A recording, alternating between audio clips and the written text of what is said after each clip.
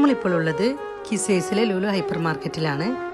അവിടെ ഇപ്പോൾ mango festival നടക്കുന്നുണ്ട്. പല ടൈപ്പിലുള്ള മാംഗോസൊക്കെ ഇവിടെയുണ്ട്.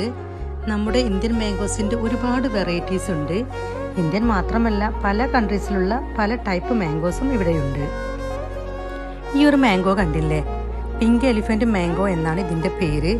ഇത് വിയറ്റ്നാമിൻ്റെ മാംഗോ എന്നാണ് എഴുതിയിട്ടുള്ളത്.